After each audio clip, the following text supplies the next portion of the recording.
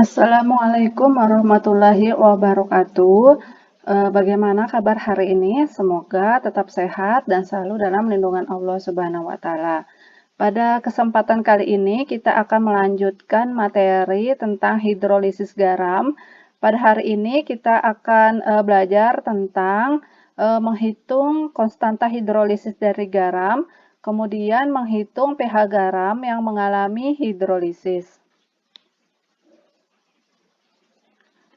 Garam terdiri dari 4. Kemarin pada pertemuan pertama saya sudah bahas, yaitu terbentuk dari apa saja. Nah, untuk yang pertama ini, garam itu ada yang terbentuk dari asam kuat dan basa kuat. Garam yang terbentuk dari asam kuat dan basa kuat itu berasal dari elektrolit kuat dan tidak mengalami hidrolisis dengan air, sehingga larutannya akan bersifat netral atau pH sama dengan 7. Kemudian garam kedua yaitu garam yang terbentuk dari asam lemah dan basa kuat. Nah, seperti pembahasan pertemuan kemarin, untuk secara cepat kita melihat sifat garam itu adalah lihat sifat asal dari terbentuknya garam. Mana yang kuat, maka itulah yang akan membawa sifat garam. Misalnya, garam yang terbentuk dari asam lemah dan basa kuat, maka garamnya nanti akan bersifat basa. Nah, garam yang berasal dari asam lemah dan basa kuat dalam air mengalami hidrolisis sebagian atau hidrolisis parsial. Karena salah satu komponen garam, yaitu anion dari asam lemah, mengalami hidrolisis menghasilkan ion OH-. Maka pH akan lebih dari 7, sehingga larutan garam nanti bersifat basa. Kemudian, apa sih rumus menghitung KH dan OH-nya untuk garam yang bersifat basa? Jadi, rumus konstanta hidrolisisnya adalah KH sama dengan KW per Ka. Besarnya pH garam ditentukan dari konsentrasi ion OH- di dalam larutan garam tersebut. Nah, rumus OH-nya, OH- sama dengan akar KH dikali dengan konsentrasi garam. Kemudian, karena KH ini terbentuk dari KW per Ka, maka rumusnya juga bisa seperti ini, yaitu konsentrasi OH- sama dengan akar dari KW per Ka dikali dengan konsentrasi garam. Nah, kenapa di sini ada Ka? Karena pembentuk garamnya yaitu dari asam lemah dan basa kuat, sehingga asamnya yang bersifat lemah, sehingga diketahui di sini ada Ka-nya. Kemudian kita rubah dari konsentrasi OH- ke pOH dengan rumus min log konsentrasi OH-. Seperti biasa, menghitung pH berarti sama dengan 14 dikurang dengan pOH. Kemudian keterangannya KH itu adalah tetapan hidrolisis. Kemudian KW adalah tetapan kesetimbangan yang nilainya sebesar 10 pangkat minus 14. Ka adalah tetapan kesetimbangan asam. Kemudian G adalah konsentrasi anion garam yang mengalami hidrolisis, yaitu asam lemah. Kemudian bagaimana sih cara menentukan konsentrasi garamnya? Nah, ini saya misalkan ya, ada dua contoh bentuk garam, misalnya CH3COONA. Nah, yang terhidrolisis di sini adalah ion CH3COO- atau yang mengalami hidrolisis itu yang sifatnya lemah. Jumlah ion CH3COO- di dalam garam itu sama dengan 1, sehingga konsentrasi garamnya sama dengan jumlah ion yang bersifat lemah atau jumlah ion yang mengalami hidrolisis dikali dengan molaritas garam. Nah, contoh kedua, misalnya CH3COO 2 kali Ca. Nah, di sini adalah garam yang bersifat basa. Nah, ion CH3COO yang bersifat lemah di sini ada 2 buah ionnya. Yang terhidrolisis adalah ion CH3COO-. Jumlah ion CH3COO- di dalam garam itu sama dengan 2, sehingga konsentrasi garamnya sama dengan 2 dikali dengan molaritas garam. Kemudian yang ketiga adalah garam yang terbentuk dari asam kuat dan basa lemah. Berarti sifat garamnya apa? Ya, betul sekali, yaitu bersifat asam, karena yang kuat di sini adalah asamnya.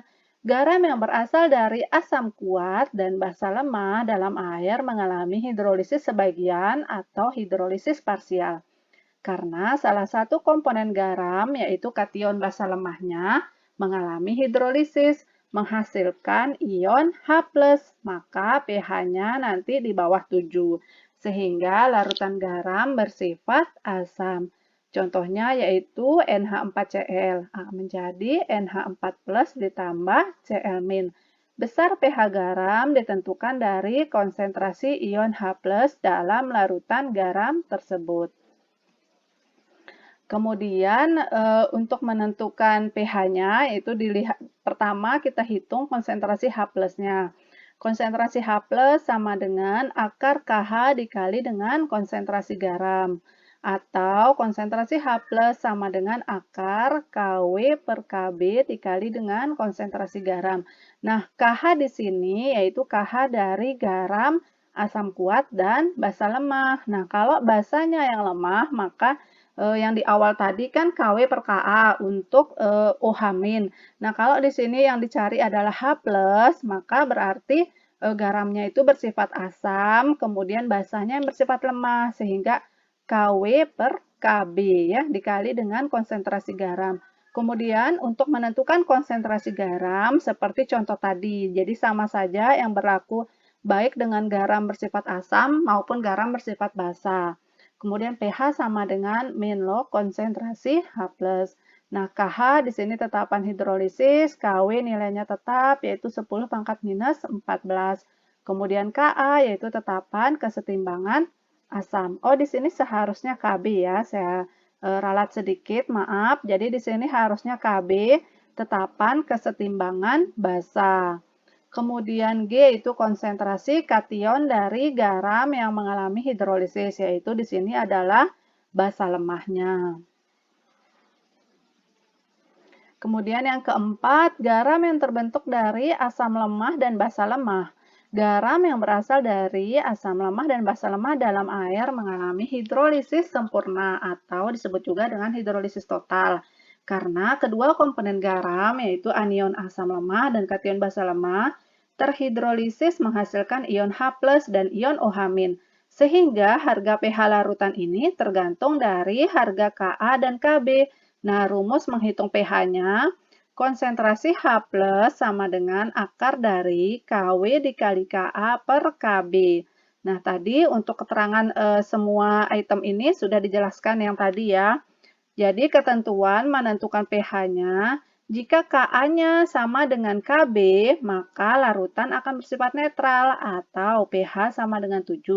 Jika Ka lebih besar dari Kb, maka larutan akan bersifat asam atau pH-nya kurang dari 7. Kemudian, jika Ka kurang dari Kb, maka larutan akan bersifat basa atau pH-nya lebih dari 7.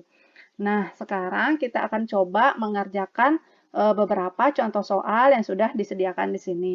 Nomor 1, jika pH larutan CH3COONa 0,1 molar sama dengan 9, maka tetapan hidrolisis larutan KH tersebut adalah, nah di sini dilihat dulu ya, di sini CH3COONa, yaitu garam yang terbentuk dari asam lemah dan basa kuat. Nah, 0,1 molar ini adalah konsentrasi garamnya. pH-nya itu sama dengan 9. Jadi di sini diketahui pH sama dengan 9 karena di sini garam bersifat basa, maka yang kita cari nanti OH-. Sehingga pH dirubah dulu ke pOH. Caranya 14 dikurangi dengan 9, yaitu sama dengan 5. Dan konsentrasi OH-nya sama dengan 10 pangkat min 5. Molaritas garamnya yaitu sama dengan 0,1 atau 10 pangkat minus 1 molar. Karena yang lemah di sini hanya 1 ya, CH3COO jumlahnya ada 1, jadi dikali 1 sama saja nilainya. Kemudian yang ditanya adalah KH, kemudian kita jawab. Konsentrasi OH- sama dengan akar dari KH dikali dengan konsentrasi garam. Nah, konsentrasi OH- di sini sudah diketahui 10 pangkat min 5. Di sini dikuadratkan untuk menghilangkan akar ini ya.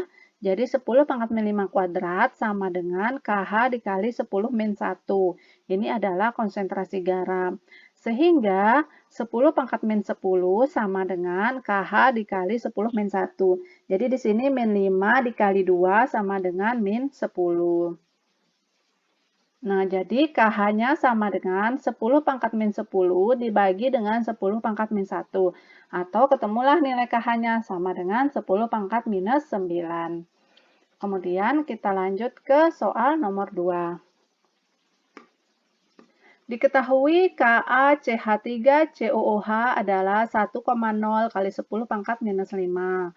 Maka pH larutan Ca CH3COO 2 kali 0,1 molar adalah, di sini diketahui, kalau KW ini sudah tetapan ya, jadi KW 10 pangkat minus 14, Ka dari asam asetat yaitu 1,0 kali 10 pangkat minus 5, konsentrasi garamnya sama dengan, nah di sini molaritas garam sama dengan 0,1 molar.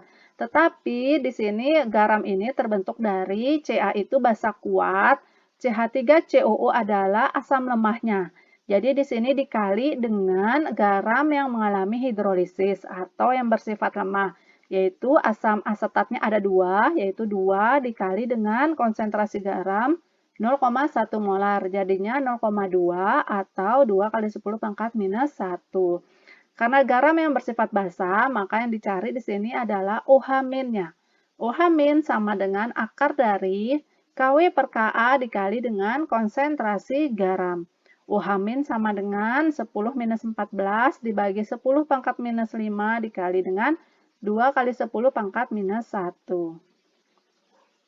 Sehingga OH- sama dengan 2 kali 10 pangkat minus 15 dibagi 10 pangkat minus 5 menjadi 2 kali 10 pangkat minus 10. Jadi di sini akar 2-nya saya tetap buatkan menjadi akar 2, kemudian OH- sama dengan akar 2, kemudian 10 pangkat minus 10 itu akarnya, yaitu tinggal dibagi 2 saja pangkatnya, yaitu menjadi 10 pangkat minus 5. Sehingga POH itu sama dengan 5 min log akar 2. Kemudian pH sama dengan 14 dikurang 5 min log akar 2. Maka ketemulah pH sama dengan 9 plus log akar 2. 9 ini ketemunya dari 14 dikurang 5, yaitu 9. Kemudian min ketemu min, maka jadilah positif di sini, plus log akar 2. Sekarang kita lanjut ke nomor 3. Jika 50 ml larutan KOH 0,5 molar dicampur dengan 50 ml larutan CH3COH 0,5 molar, maka berapa pH campuran yang terjadi jika Ka sama dengan 10 pangkat minus 6. Nah, Ka ini milik siapa? Milik KOH atau CH3COH? Sekarang kita cek ya. KOH itu bersifat basa kuat. Kalau CH3COH itu sifatnya asam lemah. Karena Ka itu biasanya yang punya yang sifatnya lemah. Karena Ka adalah konstanta asam, maka CH3COH ini maksudnya ya, Ka dari CH3COH.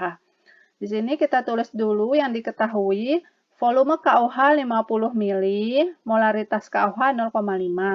Volume CH3COOH 50 ml, molaritas CH3COOH 0,5 molar. Kemudian Ka-nya 10 pangkat minus 6.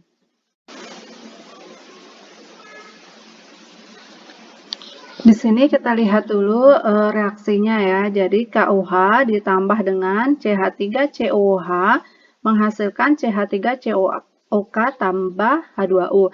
Jadi di sini adalah garamnya yaitu CH3COOK. Mula-mula di sini terdapat 25 milimol KOH. Nah, milimol ini di cara menghitungnya yaitu molaritas dikali dengan volume. Karena volumenya dalam bentuk mililiter, maka molaritas dikali mililiter, maka akan menjadi milimol. Kemudian KOH 25 milimol. Kemudian bereaksinya, KOH 25 milimol, CH3COH 25 milimol, maka akan membentuk garam dan air yang sama banyak, yaitu 25 milimol dan 25 milimol. Kenapa di sini sama banyak? Karena koefisiennya juga sama-sama 1 ya, di depannya yaitu koefisiennya sama-sama 1. Kemudian sisanya Karena KOH mula-mula 25, bereaksi 25, maka sisanya 0, yang ini 0, maka milimol garam yang terbentuk yaitu 25 milimol.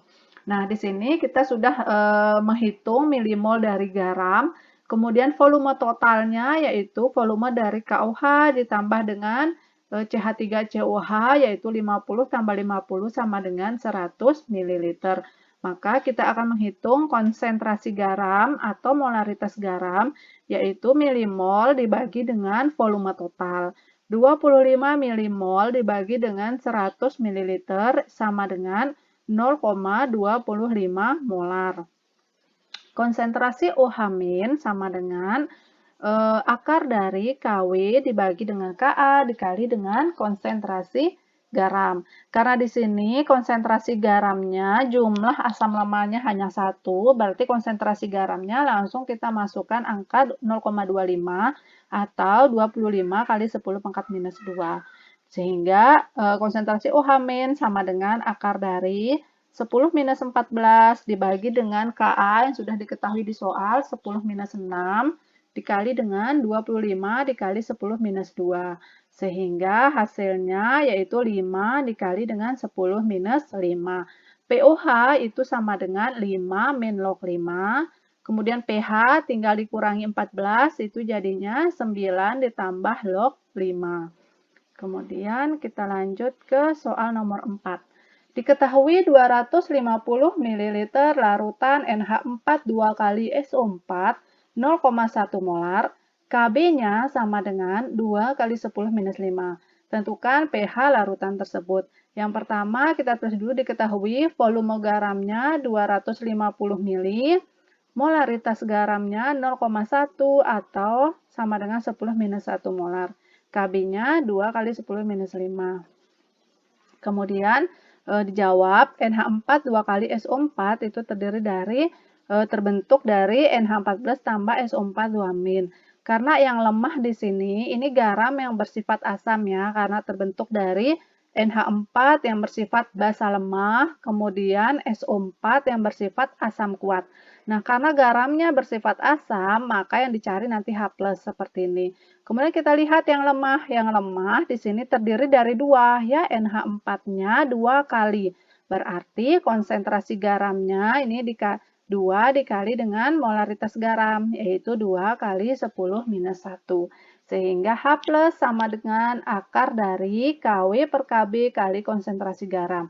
KW-nya itu sudah tetapan 10 pangkat minus 14 dibagi dengan 2 kali 10 pangkat minus 5, yaitu KB dari NH4OH, kemudian dikali 2 kali 10 minus 1.